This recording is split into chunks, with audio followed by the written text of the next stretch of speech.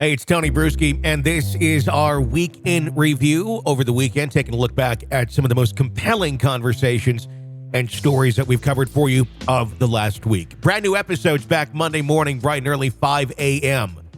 here on the podcast. You're listening to the Hidden Killers podcast with Tony Brueski, featuring former federal prosecutor and president of West Coast Trial Lawyers, Nima Rahmani. The trial of Chad Daybell coming up early next year. Lots of starting to wonder how that's all going to end up going down, considering we had round one in 2023 with Lori Vallow Daybell. One of the interesting things that is new with the Chad Daybell case is the fact that Chad is saying, I actually want cameras. I know Lori didn't. I know the prosecution doesn't, but I want cameras in my courtroom. It just seems a little odd, a little different. Joining us to discuss, Nima Rahmani. Why does Chad want cameras in the courtroom from a defense perspective? It seems like an odd request. Normally it's keep the cameras at bay.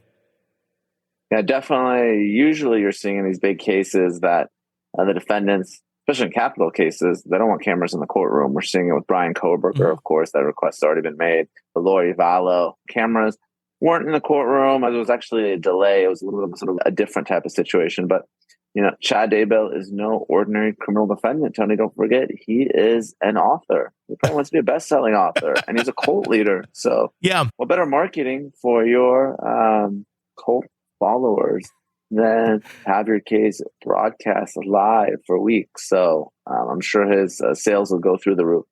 Is it a sales ploy? I mean, is that really what it comes down to? Because I was contemplating that earlier today, not even necessarily from a sales perspective, but from a perspective of Chad believes his own bullshit. At least I think he does.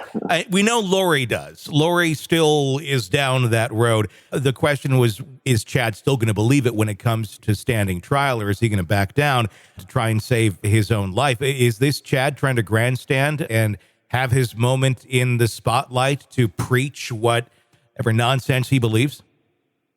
I mean, it's possible. It's tough to say what these two believe. I mean, we've been covering this case for a long time. I remember doing TV interviews from a home shut down during the pandemic, and then they were predicting the zombie apocalypse and the end of times. I think it was sometime in 20 or 2021. Well, we're all supposed to be dead by now. Yeah, so, well, these are two obviously very strange people. And the sad thing is, everyone around them ends up dead, including their own children, buried in their backyard, of course. So, this isn't a winnable case by any stretch, I think, for Chad Daybell. I thought Lori was going to point the finger at him during her trial. She didn't. I mean, he's going to have to point the finger at her, but I think that's less of a believable case. And, in my experience, whenever you have these subsequent defendants, one after another, once that first defendant is convicted, the jurors know that. And even though they're supposed to decide the second case, the subsequent case, based solely on the facts and the evidence in that case,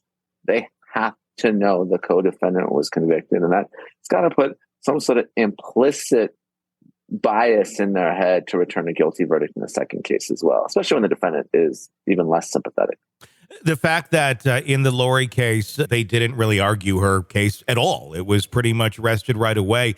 What, in terms of pieces from the Lori Vallow trial, are going to be admissible in the Chad Daybell trial? Is it free game? Is it because these two are connected in such a way anything that took place there can be rehashed? Or do they have to go back and recall all of these witnesses and all of this testimony again, with it being Chad's individual trial? Yeah, it's going to have to be the latter. And, it's sort of a question of, why were the cases severed in the first place? We thought maybe there'd be inconsistent defenses and that finger pointing. It didn't happen. Obviously, in Lori Vallow, there was no defense. No one took the stand. Lori didn't testify. They didn't have a single witness. So that's a pretty quick guilty verdict. But of course, Chad Daybell's lawyers, they have the right to cross-examine all those same witnesses. So expect to see more of the same. It's going to be really a rinse and repeat of that case. And I don't really know what Chad is possibly going to say or do to be able to convince even the one juror to acquit. I don't think it's going to happen. But we'll be able to hear the case and the gruesome details once again, unfortunately, Tony. That was So actually the question is, though, is he going to get the death penalty? Well, yeah, I mean, at this point, are his attorneys sitting there? I mean, if you're to, just speculate on this, are they sitting there trying to figure out how to win this for Chad, when it seems almost impossible probably to win this? Or is the goal at this point simply spare his life, and we're going to try and do whatever we can to get there? I think it's really saving his life. I think if you save Chad Daybell's life, that's a huge win for the defense here. Really, it's not guilty. I mean, look, the kids are missing. They're frolicking in Hawaii. You know, when they're searching the backyard, Chad Daybell takes off. There's so many damaging, text messages. And, some of the stuff will be unique. I think if you're going to the Lori Vallow case, it was really her son and his testimony and the phone calls. I mean, it's like, Mom, what have you done to my brother and sister? I mean, they're so powerful. So maybe there's some unique things to Lori. I mean, she's the mom. She's supposed to take care of her kids. But, I think most of the evidence will be the same. I think, there are some folks who thought that maybe Lori was under some Chad spell or, was manipulated by him. Again, I don't see anyone being sympathetic for Chad Daybell. I don't know what kind of possible mitigation case they're going to put on. Look, I mean, I've covered a lot of death penalty cases. I think the biggest one recently was Nicholas Cruz. And, I think the defense for the worst school shooting in American history did a very good job of actually making some jurors feel sorry for him, right? His upbringing, his mother's drug and alcohol abuse, some of the abuse he suffered, his parents. But who's going to feel sorry for Chad Daybell? What sort of mitigation is there? I mean, you've killed two kids, your own kids, and a horrific death, burned one, dismembered the body. One of them has special needs. It's like, if you believe in the death penalty, Tony, this is a death penalty case. I just can't see this going anywhere else.